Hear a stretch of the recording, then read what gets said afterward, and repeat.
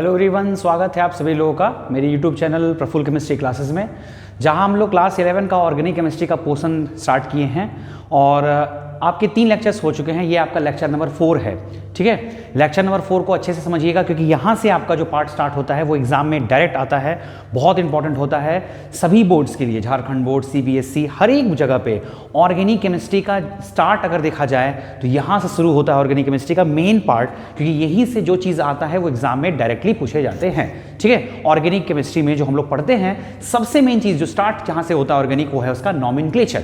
आप ऐसे भी सोचिए, जब भी किसी इंसान से आप मिलते हैं पहली बार तो उसका सबसे पहले आप नाम जानते हैं, नाम पूछते हैं कि आपका नाम क्या है, बाद में उसके प्रॉपर्टीज़, बाद में उसके आपका क्या वर्क है, ये सब आप पूछते हैं। सबसे पहले आप उसका नाम पूछते हैं। तो ऑर्गेनिक केमिस्ट्री में भी जब हम लोग ऑर्गेनिक कंपाउंड के बारे में पढ़ेंगे तो सबसे पहला जरूरी चीज़ जो उसके बारे में पढ़ा जाता है वो पढ़ा जाता है उसका नॉमेनक्लेचर। ये आपका लेक्चर नंबर 4 है। वीडियो अच्छा लगे तो इसको लाइक कीजिएगा, कमेंट कीजिएगा, जितना हो सके शेयर कीजिएगा, और अगर आपने अभी तक चैनल सब्सक्राइब नहीं किया है तो सब्सक्राइब कीजिएगा। ठीक है, चलिए तो स्टार्ट करते हैं हम लोग नॉमेनक्लेचर को, ऑर्गेनिक केमिस्ट्री के नॉमेनक्लेचर वाले पार्ट को। देखिए, पहले तो आप लोगों को ये पता होगा कि कोई भी कंपाउंड का जो नाम होता है ऑर्गेनिक कंपाउंड का, उसमें 2 तरह का नॉमेनक्लेचर यूज होता है। एक होता है आपका कॉमन नेम और एक होता है आपका आईयूपीएसी नेम।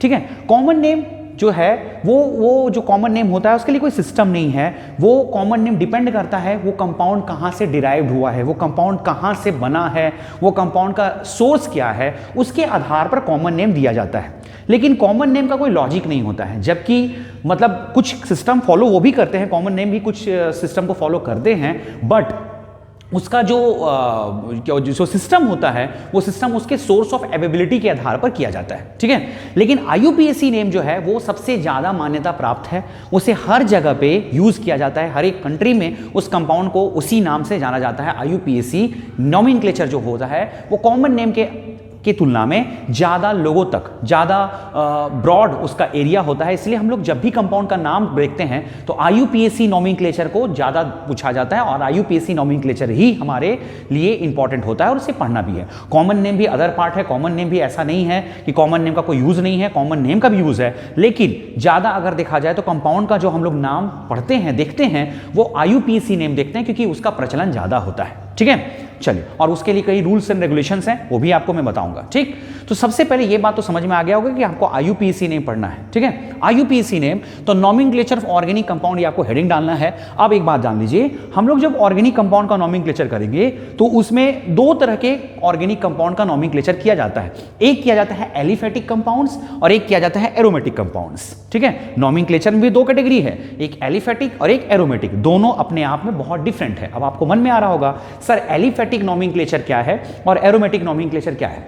जैसा कि मैंने आपको लेक्चर नंबर 1 में बताया होगा ऑर्गेनिक कंपाउंड का क्लासिफिकेशन में, कि ऑर्गेनिक कंपाउंड ब्रॉडली देखा जाए तो 2 कैटेगरी के होते हैं। एक आपका एलिफेटिक, जैसे आप एसाइक्लिक या ओपन चेन कहते थे, और एक था आपका साइक्लिक जिसके अंदर एरोमेटिक भी एक पार्ट रखता था। ठीक है, तो हम लोग एलिफेटिक कंपाउंड का नॉमेनक्लेचर करेंगे, ओपन चेन वाला। लेकिन इस ओपन चेन के साथ साथ हम लोग जो साइक्लिक है, नॉर्मल साइक्लिक का बात कर रहा हूं, एरोमेटिक का बात नहीं कर रहा हूं, साइक्लिक और ओपन चेन दोनों को मर्ज करके एक साथ नॉमेनक्लेचर कराया जाता है और एक साथ अलग से आपको एरोमेटिक नॉमेनक्लेचर कराया जाता है। मतलब 2 कैटेगरी में, एक आपका ओपन चेन आ गया और ओपन चेन के साथ साइक्लो भी, उसमें साइक्लिक कंपाउंड को भी साथ साथ पढ़ा जाता है। ठीक है, और अलग से हम लोग पढ़ेंगे जिसमें हम लोग सिर्फ एरोमेटिक कंपाउंड का नॉमेनक्लेचर करेंगे। ठीक है, तो यहां मैंने आपको लिखा है IUPAC nomenclature of aliphatic compounds. इस एलिफेटिक के अंदर आपको ओपन चेन भी आ जाता है और साइक्लिक भी आ जाता है, एरोमेटिक सिर्फ नहीं आता है। ठीक है, चलिए, तो वो हम लोग नॉमेनक्लेचर करेंगे। नॉमेनक्लेचर का रूल सीखने से पहले, नॉमेनक्लेचर करने से पहले आपको यह बात जरूरी है जानना कि एक ऑर्गेनिक कंपाउंड्स के अंदर क्या क्या प्रेजेंट होता है। जैसे हमारे लिए, अगर हम लोग अपने बारे में पढ़ते हैं, एक इंसान के बारे में अगर आपको जानना है तो इंसान के अंदर कौन कौन से बॉडी पार्ट्स प्रेजेंट होते हैं, ब्रेन है, स्टमक है, लेग्स है, हैंड है, होता है ना, और सबका एक सिस्टम है, हेड ऊपर होगा, है ना, हैंड्स कहाँ होगा, लेग्स कहाँ होता है, लेग्स नीचे होता है, तो हम लोग का एक बॉडी का एक स्ट्रक्चर है। तो जब भी हम लोग एलिफेटिक कंपाउंड का नॉमेनक्लेचर करेंगे तो सबसे जरूरी चीज है रूल्स पढ़ने से पहले कि ऑर्गेनिक कंपाउंड के अंदर क्या क्या होता है, एलिफेटिक ऑर्गेनिक कंपाउंड के अंदर क्या क्या होता है और कौन सा चीज कहाँ होता है। है ना। तो जैसे हम लोग 5 चीजों से मिलकर बने हैं, आपको पता होगा, है ना, एक इंसानी शरीर 5 चीजों से मिलकर बनाता है जिसे पंचतत्व कहा जाता है। वैसे ही ऑर्गेनिक कंपाउंड भी एलिफेटिक वाला 5 चीजों से मिलकर बना होता है, ठीक है। उसके अंदर 5 चीज ही हो सकते हैं, छठा चीज प्रेजेंट कभी भी नहीं होगा। एरोमेटिक का बात नहीं कर रहा हूं, बार बार मैं कह रहा हूं, ठीक है। तो 5 चीज कौन कौन होते हैं और कौन सा चीज कहां होता है, ये भी जरूरी है। जैसे देखिए, आप एक बात बताइए, हम लोग का सर ऊपर में है ना, हेड जिसको बोलते हैं। अगर हेड को नीचे लगा देंगे और पैर को ऊपर लगा देंगे तो क्या वो इंसान होगा? वो उससे आप इंसान कह सकते हैं, आप कहेंगे कि नया जंतु तैयार हो गया, ठीक है। उसी तरह से ऑर्गेनिक कंपाउंड में भी एक सिस्टम होता है कि हेड को, इस चीज को यहां लिखा जाना चाहिए, इसके बीच में ये आना चाहिए, इसके पीछे ये आना चाहिए, मतलब जहां तहां आप नहीं लिख सकते हैं। तो ऑर्गेनिक कंपाउंड भी 5 चीजों से मिलकर बना होता है और 5 चीज का एक सिस्टम है, उस सिस्टम पे ही पूरा ऑर्गेनिक कंपाउंड का नाम लिखाता है, ठीक है। सिस्टम क्या है मैं आपको बता रहा हूं। सबसे पहले जो चीज मौजूद होगा ऑर्गेनिक कंपाउंड में वो होता है आपका वर्ड रूट, ठीक है। पहले मैं आपको पूरा समझा देता हूं, फिर मैं हट जाऊंगा, आपको स्क्रीनशॉट लेकर के कॉपी पे लिखना है, ठीक है। वर्ड रूट, वर्ड रूट होता क्या है, ठीक है। तो आप लोगों ने देखा होगा कि ऑर्गेनिक कंपाउंड में कई सारे कार्बन होते हैं, कहीं बार 1 कार्बन हो गए, कहीं 2 कार्बन हो गए, कहीं 3 हो गए, 4, 5, 6, 7, 10, 12 कार्बन तक भी प्रेजेंट होते हैं ऑर्गेनिक कंपाउंड के अंदर। तो नंबर ऑफ कार्बन एटम ही कहलाता है आपका वर्ड रूट। अब आपके यहां पर एक चीज आ रहा है, number of carbon atom in principle chain. अब आपके मन में क्वेश्चन आ रहा होगा, सर ये प्रिंसिपल चेन क्या है? मैं प्रिंसिपल चेन के बारे में आपको बाद में बताऊंगा, फिलहाल सिर्फ आपको बता देता हूं कि नंबर ऑफ कार्बन कितना होगा तो आप उसे क्या कहेंगे। ऐसा आप 9th 10th में भी पढ़े होंगे, क्लास 9th क्लास 10th में भी आप लोग नंबर ऑफ कार्बन पढ़े होंगे। देखिए मैं आपको बताऊंगा तो आपको याद आ जाएगा शायद। अगर कार्बन 1 होता है, सिर्फ 1 कार्बन होता है, तो उसके लिए वर्ड रूट यूज किया जाता है मिथ। 2 कार्बन के लिए इथ, 3 कार्बन के लिए प्रोप, 4 के लिए ब्यूट, 5 के लिए पेंट, 6 के लिए हेक्स, 7 के लिए सेप्ट या हेप्ट दोनों होता है, 8 के लिए ऑक्ट, 9 के लिए नॉन, 10 के लिए डेक, 11 के लिए अनडेक, 12 के लिए डोडेक, ठीक है। ऐसे 11-12 यूज नहीं होता है, लेकिन 10 तक तो खैर जरूर यूज हो सकता है, इसलिए आपको ये वर्ड रूट याद करना पड़ेगा। मुझे उम्मीद है मैक्सिमम स्टूडेंट को याद होगा, क्योंकि ये चीज 10th क्लास में भी आ जाता है, ठीक है। ये वर्ड रूट हो गया, ये कार्बन के नंबर को रिप्रेजेंट करता है। क्या रिप्रेजेंट करता है? Number of carbon atom principal chain में। अब ये प्रिंसिपल चेन क्या है मैं आपको बाद में बताऊंगा, ठीक है। लेकिन आपको इतना समझ लेना है कि ये नंबर ऑफ कार्बन को रिप्रेजेंट करता है, ठीक है। सेकंड नंबर आता है प्राइमरी सफिक्स। बहुत इंपॉर्टेंट चीज है जो वर्ड रूट के जस्ट पीछे लगा होता है, प्राइमरी सफिक्स, है ना। सफिक्स का मतलब होता है कोई चीज पीछे लगने वाला और प्रीफिक्स का मतलब होता है आगे लगने वाला। हिंदी में सफिक्स को प्रत्यय और प्रीफिक्स को उपसर्ग कहा जाता है। आप लोगों ने उपसर्ग प्रत्यय हिंदी भाषा में पढ़ा होगा, हिंदी लैंग्वेज में। उसी तरह से सफिक्स जो होता है उसमें भी सफिक्स भी 2 कैटेगरी का होता है, एक को बोलते हैं प्राइमरी सफिक्स और एक को बोलते हैं सेकेंडरी सफिक्स। तो ये प्राइमरी सफिक्स क्या है? देखिए प्राइमरी सफिक्स क्या बताता है, type of linkage between carbon. जैसे देखिए अगर आपके पास 2 कार्बन है तो हो सकता है कि ये दोनों कार्बन सिंगल बॉन्ड से जुड़े हों, हो सकता है ये दोनों कार्बन डबल बॉन्ड से जुड़े हों, हो सकता है ये दोनों कार्बन ट्रिपल बॉन्ड से जुड़े हों। जरूरी नहीं है कि कार्बन कार्बन में सिंगल बॉन्ड हो, कार्बन कार्बन में डबल बॉन्ड भी होता है, कार्बन कार्बन में ट्रिपल बॉन्ड भी होता है। तो अगर कार्बन कार्बन के बीच में सिंगल बॉन्ड है तो उसे अल्केन कहा जाता है और उसके लिए सफिक्स यूज किया जाता है एन। क्या यूज किया जाता है? Ane, ANE। अगर कार्बन कार्बन के बीच में डबल बॉन्ड है तो जो सफिक्स यूज किया जाता है वो है ईन। और अगर कार्बन कार्बन के बीच ट्रिपल बॉन्ड है तो जो सफिक्स यूज किया जाता है वो है आइन, एन, ईन, आइन। ये भी शायद आपके लिए नया नहीं है, क्योंकि आपने शायद बचपन में 9th 10th में ये भी चीज देखा होगा, ठीक है। जैसे मैं आपको कुछ एग्जांपल दे रहा हूं, देखिए मैं एग्जांपल बाद में मिटा दूंगा क्योंकि एग्जांपल के लिए मैं अलग से आपको बहुत अच्छे से समझाऊंगा, लेकिन चूंकि इन दोनों को पढ़ाते पढ़ाते कुछ एग्जांपल दिया जाता है, ये आपको लिखने का भी जरूरत नहीं है। जैसे अगर आपके पास है CH3CH3, अगर आपके पास है CH2 डबल बॉन्ड CH2 और अगर आपके पास है CH ट्रिपल बॉन्ड CH, इनका नाम अगर कोई तुमसे आपसे पूछ लेगा तो क्या होगा? यहाँ 2 कार्बन है तो क्या बोलेंगे? इथ। 2 कार्बन के लिए क्या बोलेंगे? इथ। अब दोनों के बीच सिंगल बॉन्ड है तो इथ के जस्ट पीछे, जस्ट बाद में आपको लगाना है ANE, यानी कि इथेन, ठीक है। उसी तरह से इसका नाम लिखना है तो 2 कार्बन है तो आप बोलेंगे इथ, लेकिन दोनों के बीच में डबल बॉन्ड है तो आप लगा देंगे ईन, यानी कि इथीन। इसका नाम अगर कोई पूछेगा तो लगा देंगे इथ, और ट्रिपल बॉन्ड है तो लास्ट में लगा देंगे आइन, यानी कि इथाइन। इथेन, इथीन, इथाइन, ये नाम हो गया। अब आप एक बात मैं आपको बता देता हूं कि कोई भी ऑर्गेनिक कंपाउंड कितना ही छोटा क्यों ना हो, ये 2 चीज प्रेजेंट रहना तय है। ये नहीं भी होगा चलेगा, ये नहीं भी होगा चलेगा, नहीं भी हो सकता है, ये नहीं भी हो सकता है, हो भी सकता है, नहीं भी हो सकता है, लेकिन ये दोनों चीज कंफर्म रहेगा, चाहे ऑर्गेनिक कंपाउंड कितना भी छोटा क्यों ना हो। अब आपको पता होगा कि सबसे छोटा ऑर्गेनिक कंपाउंड है आपका CH4, जिसे आप मीथेन कहते हैं। क्या कहते हैं? मीथेन। अगर इसका नाम को भी आप तोड़ें तो मीथेन में भी 2 वर्ड आपको मिल गया होगा, मिथ जो आपका है वर्ड रूट और एन वो है आपका प्राइमरी सफिक्स, ठीक है, आप तोड़ तोड़ के देख लीजिए, meth word root ane primary suffix, इससे छोटा कोई ऑर्गेनिक कंपाउंड नहीं होता है। इसका मतलब ऑर्गेनिक कंपाउंड के अंदर दो चीज परमानेंट 100% रहेगा, वो रहेगा आपका वर्ड रूट और दूसरा होगा प्राइमरी सफिक्स। ठीक है, चलिए मैं इन सब चीज को मिटा देता हूं। मैंने आपको पहले भी कहा इसको लिखने का कोई जरूरत नहीं है, क्योंकि ये सब चीज आगे बहुत अच्छे से आएगा। ये सब तो बहुत छोटा छोटा चीज है, बहुत बड़े बड़े ऑर्गेनिक कंपाउंड का नोमेनक्लेचर हम लोग करेंगे। ठीक है, चलिए इसके बाद आपका आता है आपका प्राइमरी सफिक्स के बाद सेकेंडरी सफिक्स। अब ये सेकेंडरी सफिक्स क्या है, ये बात जान लीजिए। सेकेंडरी सफिक्स प्राइमरी सफिक्स के जस्ट बाद लिखाता है। ठीक है, अब इस सेकेंडरी सफिक्स में ही आता है आपका फंक्शनल ग्रुप। मैंने आपको पिछले वीडियो में फंक्शनल ग्रुप के बारे में बताया था कि फंक्शनल ग्रुप वो चीज होते हैं जो पूरे कंपाउंड के प्रॉपर्टी को कैरी करते हैं। पूरे कंपाउंड का गुण क्या होगा वो फंक्शनल ग्रुप ही तय करता है। आप एक समय से एक तरीके से मान सकते हैं, इंसानी शरीर में जो काम दिमाग का होता है वही फंक्शनल ग्रुप का होता है। आपके दिमाग के आधार पर ही आपका गुण होता है ना। अगर आपका दिमाग अच्छा काम कर रहा है, अच्छा दिमाग अच्छे डायरेक्शन में जा रहा है तो आप अच्छे इंसान बनेंगे। अगर आपका दिमाग गलत डायरेक्शन में जा रहा है तो आप गलत इंसान बनेंगे। तो आपका ब्रेन ही आपका प्रॉपर्टी को रिप्रेजेंट करता है। उसी तरह से समझ लीजिए कि ब्रेन ही आपका फंक्शनल ग्रुप है। एक कंपाउंड के अंदर ब्रेन, एक आदमी के अंदर ब्रेन का जो गुण होता है वही ऑर्गेनिक कंपाउंड के अंदर फंक्शनल ग्रुप का भी गुण होता है। तो फंक्शनल ग्रुप कौन कौन से होते हैं ये मैंने आपको पिछले वीडियो में कुछ फंक्शनल ग्रुप का नाम बताया था, लेकिन मैंने यहां आपको सारे फंक्शनल ग्रुप, ऑलमोस्ट सभी फंक्शनल ग्रुप को मैंने यहां लिख दिया है। ठीक है, अभी अगर आपको उसका सफिक्स याद हो जाता है तो बेहतरीन, नहीं याद होगा तो बाद में मैं जब नोमेनक्लेचर बताऊंगा अलग अलग एक एक फंक्शनल ग्रुप का मैं नोमेनक्लेचर अलग अलग कराऊंगा, तो तब आपको ये नाम, आपको उसका सफिक्स याद हो जाएगा। देखिए कौन कौन है, OH है ना फंक्शनल ग्रुप, तो इसको अल्कोहल कहा जाता है और इसका सफिक्स है ऑल। ये आपको पता होगा क्योंकि ये 10th में भी था। CHO एल्डिहाइड कहा जाता है, सफिक्स है अल। CO कीटोन कहा जाता है, सफिक्स है ओन। COOH कार्बोक्सिलिक एसिड कहा जाता है, सफिक्स है ओइक एसिड। NH2 एमीन कहा जाता है, सफिक्स है एमीन। देखिए ये 5 फंक्शनल ग्रुप, मुझे उम्मीद है कि आपको ये 5 फंक्शनल ग्रुप जरूर पता होगा, लेकिन नेक्स्ट 5 फंक्शनल ग्रुप आपके लिए नया है क्योंकि ये 10th में नहीं होता है। ठीक है, SO3H जिसे सल्फोनिक एसिड कहा जाता है, इसका सफिक्स भी सल्फोनिक एसिड ही है। COO इसे OH कहा जाता है, ये सॉरी ये OH नहीं है, OH मैंने यहाँ गलती से लिख दिया, ये OH नहीं होगा, ये एस्टर होगा। ये क्या होगा, एस्टर, इसका नाम एस्टर है, सफिक्स OH है, एस्टर। ठीक है, सफिक्स इसका क्या है, OH। ठीक है, COCl नाम है एसिड क्लोराइड, सफिक्स है oil chloride, OYL oil chloride. CONH2 नाम है एसिड एमाइड, सफिक्स है एमाइड। CN नाम है साइनाइड, सफिक्स है नाइट्राइल। देखिए अब मैं आपको एक छोटा सा फिर से एग्जांपल दे देता हूं, आपको बहुत बढ़िया से समझ में आ जाएगा। जैसे अगर कोई आपको बोलता है CH3CH2OH, इसका नाम लिखिए।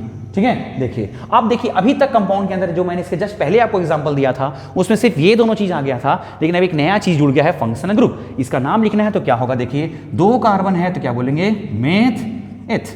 ठीक है, दोनों के बीच सिंगल बॉन्ड है, क्या लगा देंगे, एन, ANE, एन। अब OH एक फंक्शनल ग्रुप है और इसका नाम क्या होता है, ऑल, और ये प्राइमरी सफिक्स के भी लास्ट में लिखा जाता है, यानी कि इसमें आपको ऑल जोड़ देना है तो क्या नाम हो जाएगा, इथेनॉल। क्या नाम हो जाएगा, इथेनॉल। इसके अंदर अब आपको एक चीज मैं आपको बता देता हूं, ये रूल नोमेनक्लेचर का एक रूल है कि अगर कोई फंक्शनल ग्रुप का नाम कोई वॉवेल से स्टार्ट होता है, वॉवेल आपको समझ में आता होगा, AEIOU, तो आप इस ई को जो लास्ट में ई आपका लिखाता है उसे आप नहीं लिखेंगे, तो इसका नाम क्या हो जाएगा, इथेनॉल। ये रूल मैं आपको अलग से समझाऊंगा, इसलिए आपको टेंशन नहीं लेना है। मैं बस आपको ये बताना चाह रहा था कि इस इथेनॉल के अंदर 3 चीज है। देखिए eth, ane, ol, word root, primary suffix, secondary suffix. मैं बस ये चाहता हूं कि एक कंपाउंड के अंदर क्या क्या प्रेजेंट होता है इससे आप सेपरेट कर सकें। इथ, एन, ऑल, ये नाम हो गया। कुछ समझ में आया? चलिए मैं आपको एक और एग्जांपल देता हूं, आपको फिर इंटरेस्ट दिलाने के लिए मैं सब कर रहा हूं, आपको ये सब लिखने का भी कोई जरूरत नहीं है। देखिए CH3COOH, आप लोग पहले इसका शायद नाम रटते होंगे, नाम कभी नहीं रटना है। आप देखिए नाम अगर रटने चलिएगा तो आप 4, 5, 10, 15 नाम रट सकते हैं। ऑर्गेनिक में आप 400-500 कंपाउंड का नोमेनक्लेचर करिएगा। देखिए यहाँ पे इसका नाम क्या होगा, तो 2 कार्बन है, इसको भी काउंट करते हैं, क्या हो जाएगा, इथ, दोनों के जो सिंगल बॉन्ड है लगा देंगे एन, और COOH का नाम क्या होता है, कार्बोक्सिलिक एसिड, सफिक्स क्या है, ओइक एसिड, तो आपको लगा देना है ओइक एसिड। तो इथ, एन, ओइक एसिड, इसका नाम है इथेनोइक एसिड। हम लोग रट लेते हैं इथेनोइक एसिड, लेकिन आप कभी इथेनोइक एसिड ऐसे मत पढ़िएगा। आज के बाद आप पढ़िएगा इथ, एन, ओइक एसिड, तब आपको अच्छा समझ में आएगा। Eth word root, ane primary suffix, oic acid secondary suffix, eth, ane, oic acid, ऐसे बढ़िया है। ठीक है। इथेनोइक एसिड ऐसे नहीं पढ़ना है आपको, पढ़ने का भी एक रूल होता है। अगर आप बढ़िया से रहें, इसका मतलब आपको हर चीज समझ में आ रहा है, तोड़ तोड़ के समझिएगा हर चीज को, कभी भी और नोमेनक्लेचर भूलिएगा नहीं। ऐसे नॉर्मली होता है क्या, लोग नोमेनक्लेचर एक बार पढ़ लेते हैं फिर भूल जाते हैं। इसलिए भूलते हैं क्योंकि बस वो लोग गारंटी, मतलब कोई चीज को ग्रांटेड के लिए सीखते हैं कि हाँ यार सीख लिए, चलो याद किसी तरह से हो जाएगा, जब तक पढ़ें तब तक समझ में आएगा, फिर बाद में भूल जाइएगा। लेकिन अगर आप तोड़ तोड़ के कोई चीज को पढ़ते हैं, एक एक चीज को समझ के पढ़ते हैं, तो आपको 5 साल के बाद भी कोई नोमेनक्लेचर पूछेगा तो आप बता दीजिएगा, ठीक है। चलिए ये हो गया। मैंने आपको पहले भी कहा था आपको एग्जाम्पल लिखने का कोई जरूरत नहीं है, मैं एग्जाम्पल बस आपको कोई चीज़ को समझाने के लिए बता रहा हूँ, ठीक। चलिए अब आता है आप पीछे, अब हम लोग आगे पीछे बढ़ते हैं इधर साइड, ठीक है। आगे हम लोग देख लिए, पीछे देखते हैं। अब वर्ड रूट के पहले भी एक चीज लगता है जिसे प्राइमरी सफिक्स कहा जाता है, सॉरी प्राइमरी प्रीफिक्स कहा जाता है। प्री मतलब पहले। प्राइमरी प्रीफिक्स का मतलब होता है साइक्लिक कंपाउंड। ये सिर्फ और सिर्फ साइक्लिक कंपाउंड में देखा जाता है। अब आपको साइक्लिक कंपाउंड आता होगा, जैसे अगर आपके पास ये कंपाउंड है, बताइए क्या ये साइक्लिक कंपाउंड है? बिल्कुल है, दिस इज साइक्लिक कंपाउंड, है ना। तो साइक्लिक कंपाउंड रहेगा तभी इसको लिखना है। अब आपके मन में आ रहा होगा सर का साइक्लिक नहीं रहा तो क्या करेंगे? तो नहीं लिखेंगे भाई, ये हट जाएगा, इसका कोई काम नहीं होगा। वर्ड रूट अगर ये रहा, ये आपको मैं बताऊंगा, तो लिखना है। अगर नहीं रहा तो नाम वर्ड रूट से चालू होगा। अभी था ना स्टार्ट, इथेनॉल, इथेनोइक एसिड, यही से ना चालू हुआ था नाम। अगर ये रहा तो लिखेंगे, नहीं रहा तो नहीं लिखेंगे। अगर ये रहा तो लिखेंगे, नहीं रहा तो नहीं लिखेंगे। अगर ये रहा तो लिखेंगे, नहीं रहा तो नहीं लिखेंगे। नहीं, गलत बात, क्योंकि ये तो रहेगा ही रहेगा, ठीक है। चलिए इसका नाम करना है, क्या होगा देखिए, है ना। पहले आप देखिए वर्ड रूट देखिए, 1 2 3, तो क्या हो जाएगा? प्रोप। क्या हो गया? प्रोप। सिंगल बॉन्ड है ना, तो लिख देंगे एन। लेकिन ये साइक्लिक है, और अगर साइक्लिक रहता है तो वर्ड रूट के जस्ट पहले एक प्राइमरी प्रीफिक्स यूज किया जाता है साइक्लिक के लिए, वो है साइक्लो। क्या? साइक्लो। तो इसका नाम क्या हो जाएगा? साइक्लोप्रोपेन। क्या नाम हो जाएगा? साइक्लोप्रोपेन। सिर्फ प्रोपेन नहीं बोलना है, साइक्लोप्रोपेन। अब आपको समझ में आ गया होगा। और ये जस्ट वर्ड रूट के पहले लगता है। अगर आप देखिए एक बात बताइए, साइक्लो को अगर यहां लगा देंगे तो गलत ना हो जाएगा? फिर तो वही स्थिति हो जाएगा, आप सिर को लगा रहे हैं पैर के पास, पैर को लगा रहे हैं सिर के पास, तो आदमी तो नहीं होगा। साइक्लो जस्ट वर्ड रूट के पहले लगता है, तो इसका नाम हो जाएगा साइक्लोप्रोपेन, ठीक है। चलिए आप बताइए तो, देखते हैं आप लोग के दिमाग में ये चीज काम करता है कि नहीं, ठीक है। अब आपको मैं सुन तो नहीं रहा हूं कि आप सही बोल रहे हैं या नहीं, लेकिन आप देखते हैं किसी का दिमाग काम कर रहा है कि नहीं। कोई बता सकता है इस कंपाउंड का नाम क्या होगा?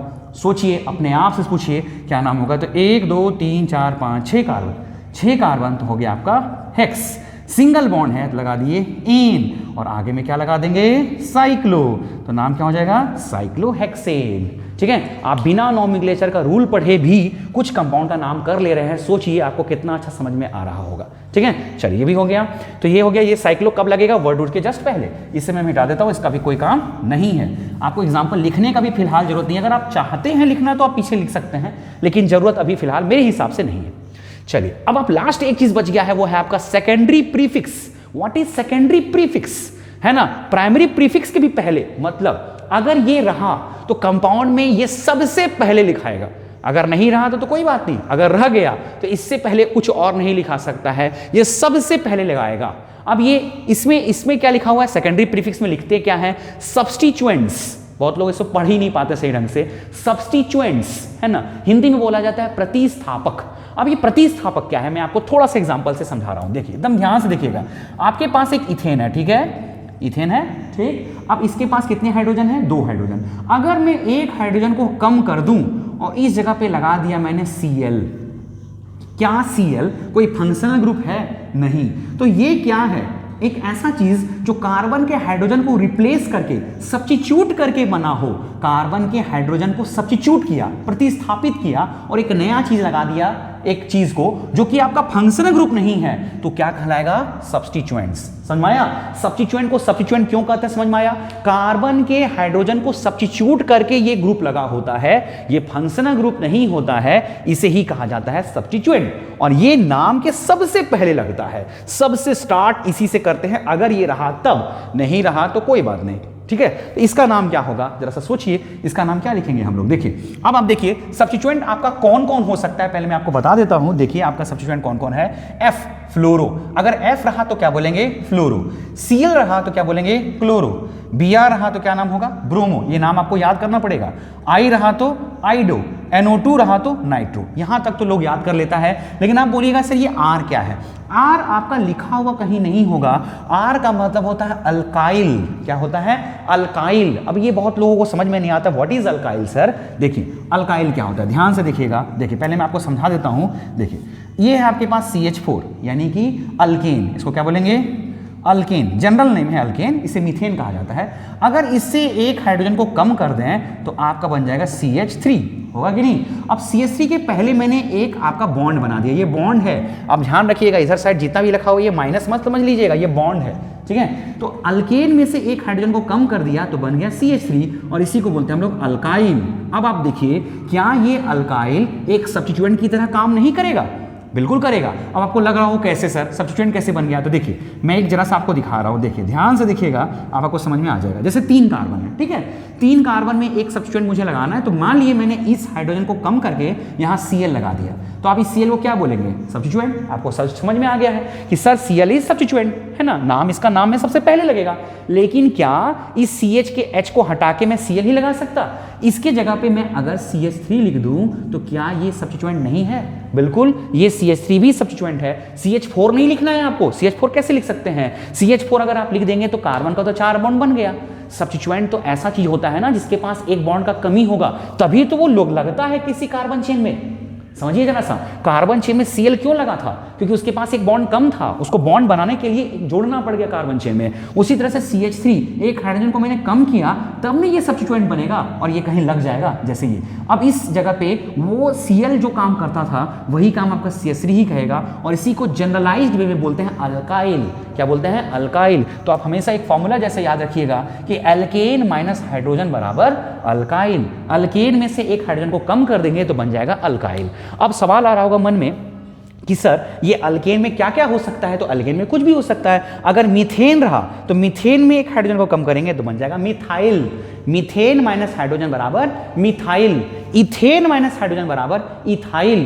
प्रोपेन माइनस हाइड्रोजन बराबर प्रोपाइल। ब्यूटेन माइनस हाइड्रोजन बराबर ब्यूटाइल। ठीक है, तो ये जनरल हो गया ना। तो आर ये आपका जनरल है, ये आर लिखा हुआ नहीं रहेगा आपका, जनरल है। एग्जाम्पल में मैंने क्या लिखा है देखिए, CH3 रहा तो मिथाइल, C2H5 ध्यान रखिएगा, इथेन का फॉर्मूला होता है C2H6। तो आपको अगर इसे सब्स्टिट्यूएंट बनाना है तो एक हाइड्रोजन तो कम करना पड़ेगा ना, तो ये बन जाएगा C2H5 और एक बॉन्ड लगा देना है आपको और यही बॉन्ड कार्बन चेन में आप जोड़ दीजिए। ठीक है, तो C2H5 का नाम क्या हो जाएगा, ethyl. Methyl, ethyl, propyl, butyl, ये सभी आपके सब्स्टिट्यूएंट की तरह काम करेंगे, यानी कि सेकेंडरी प्रीफिक्स, ये नाम के पहले लगेगा। ठीक, चलिए एक और सब्स्टिट्यूएंट भी आपका प्रेजेंट है, OR।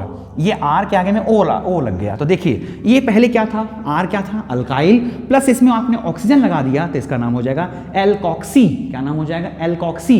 अल्काइल प्लस ऑक्सीजन बराबर एल्कॉक्सी, एल्कॉक्सी, है ना, ये जनरल नेम हो गया। अब इसका एग्जांपल क्या आ जाएगा, OCH3 तो क्या बोलेंगे, मिथॉक्सी। OC2H5 क्या बोलेंगे, इथॉक्सी। इस मिथॉक्सी इथॉक्सी को ईथर भी कहा जाता है, they are also called ether. मैं आपको बाद में बताऊंगा इस सब चीज को।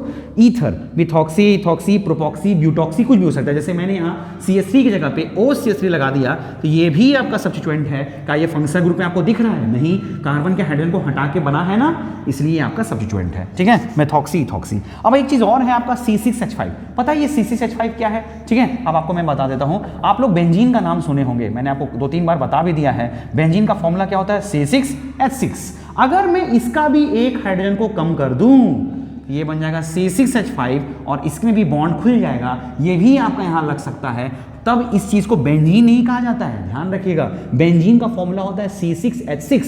अगर C6H5 हो गया मतलब इसका एक हाइड्रोजन को कम कर दिया आपने, तो ये बन जाएगा आपका फिनाइल। इसको क्या बोलते हैं, फिनाइल। ध्यान रखिएगा, इसे क्या बोलते हैं, फिनाइल। C6H5 का नाम है फिनाइल, है ना, बेंजीन नहीं, बेंजीन C6H6 को बोलते हैं, इसका नाम क्या है, फिनाइल। ठीक है, क्लियर। अब आपको समझ में आ जाएगा। मैंने अभी आपको कुछ इतना कुछ बताया है, ये आपको कहीं लिखना है तो आप लिख सकते हैं, एल्केन माइनस हाइड्रोजन बराबर अल्काइल। यहाँ जगह नहीं है, मैं यहाँ इसको भी मैं हटा देता हूँ। ठीक है, मैं यहाँ लिख देता हूँ, देखिए इस चीज़ को तो आपको याद रहेगा। देखिए अल्केन माइनस हाइड्रोजन बराबर अल्काइल, ऐसे लिख दिया और इसे मैं मिटा देता हूँ। देखिए अब मैं आपको एक और एग्जांपल दे देता हूँ जिसमें आपको कोई सब्स्टिट्यूएंट आ रहा होगा, आपको लग रहा होगा कि सर आप एक सब्स्टिट्यूएंट वाला भी एग्जांपल दे देते तो ज़्यादा अच्छा रहता। अब देखिए, अब इसका नाम आपको करना है। देखिए इसका नाम कैसे करेंगे, देखिए Cl प्रेजेंट है ना इसके पास, यानी कि इसके पास सब्स्टिट्यूएंट प्रेजेंट है, यानी कि सेकेंडरी प्रीफिक्स ये नाम की सबसे पहले लगेगा। तो Cl का नाम क्या है आपका, क्लोरो, तो इसे आप लिखिएगा क्लोरो। क्या लिखिएगा, क्लोरो। अब इसके पास कितने कार्बन है, 2 कार्बन है, तो 2 कार्बन के लिए क्या, अच्छा क्लोरो के बाद सब्स्टिट्यूएंट के बाद देखा जाता है कि क्या ये साइक्लिक है, साइक्लिक नहीं है तो इसका नाम नहीं लिखाएगा। अब आप किसके ऊपर आएंगे, वर्ड रूट। तो वर्ड रूट कितने कार्बन है, 2, तो क्या लिखेंगे, इथ। क्या लिखेंगे? इथ। अब इसके बाद लिखेंगे प्राइमरी सफिक्स, और इसमें देखा जाएगा कि कार्बन कार्बन के बीच में कैसा बॉन्ड है, तो कार्बन कार्बन में सिंगल बॉन्ड है, इसे लगाएंगे एन, तो इसका नाम क्या हो जाएगा? क्लोरोइथेन। क्या नाम हो जाएगा? क्लोरोइथेन। ठीक है, अब आपको थोड़ा समझ में आ रहा होगा। ठीक है, अब देखिए मैं बड़ा बड़ा एग्जाम्पल आपको नहीं दे सकता, आपको लग रहा होगा इतना ही पढ़ के मैं बड़े बड़े एग्जाम्पल को बना लूंगा क्या? नहीं। ठीक है, उसके लिए कुछ रूल रेगुलेशन है। ठीक है, उस रूल रेगुलेशन को बताने के बाद ही मैं बड़े बड़े एग्जाम्पल को बता सकता हूं, लेकिन फिलहाल मैं छोटे छोटे एग्जाम्पल से आपको बस बताना चाहता हूं कि कौन सा चीज पहले आता है, कौन सी चीज बाद में आता है, किसका पोजीशन कहां है, क्या होता है सब्स्टिट्यूएंट, क्या होता है प्राइमरी सफिक्स, सेकेंडरी सफिक्स, इसलिए मैं आपको एग्जांपल दे रहा था। ठीक है, इसको भी मैं मिटा देता हूं। अब आप थोड़ा सा एक एग्जांपल को, अब मैं क्या कर रहा हूं, मैं आज का वीडियो तो इतना ही तक रहेगा, इसलिए मैं आपको 2-3 क्वेश्चन में देखता हूं, बना करके ट्राई करता हूं। ये सब क्वेश्चन आपको बनाना है, ट्राई कीजिएगा। ठीक है, ये आपका होमवर्क है, क्योंकि बिना होमवर्क दिए मैं मानूंगा नहीं। ठीक है, इसलिए मैं आपको 2-3 होमवर्क दे देता हूं, छोटे छोटे कंपाउंड्स है। ठीक है, अब आपको इसको पहले लिख लेना है। ठीक है, और लिखने के बाद ये 3 क्वेश्चन आपको बना के कमेंट सेक्शन में आप कमेंट कीजिएगा इस कंपाउंड का नाम क्या है। ठीक है, देखिए इसका नाम आपको लिखना है CH3 CH2 CH2, यहां लगा दिया मैंने OH। चलिए, एक फंक्शन ग्रुप हो गया, दूसरा CH2 CH2 CH2 CH2, यहाँ एक बॉन्ड, तीसरा मैं बहुत इजी एग्जांपल दे रहा हूं, मुझे पता है। ठीक है, CH2Br CH2 CH। मैंने जो भी एग्जांपल आपको दिया है, इन सभी एग्जांपल को करने के लिए आपको कोई नोमेनक्लेचर का रूल पढ़ने की जरूरत नहीं है, लेकिन रूल आपको पढ़ना पड़ेगा। अगले लेक्चर में हम लोग रूल ही पढ़ेंगे, उसके बाद बड़े बड़े एग्जांपल को भी हम लोग कर सकते हैं। ठीक है, ये 3 क्वेश्चंस आपको बनाना है, कमेंट सेक्शन में कमेंट भी करना है, और इसे मैं हट जाता हूं, इसे आपको लिख लेना है सभी चीज को। ठीक है, अल्केन माइनस हाइड्रोजन बराबर अल्काइल। ठीक है, चलिए स्क्रीनशॉट आप लोगों ने ले लिया होगा, इसे आप बनाइएगा। आज का लेक्चर आपको इतना ही। अगर आपको लेक्चर अच्छा लगा तो आप प्लीज़ लाइक कमेंट कीजिएगा और शेयर कीजिएगा। ठीक है, थैंक यू।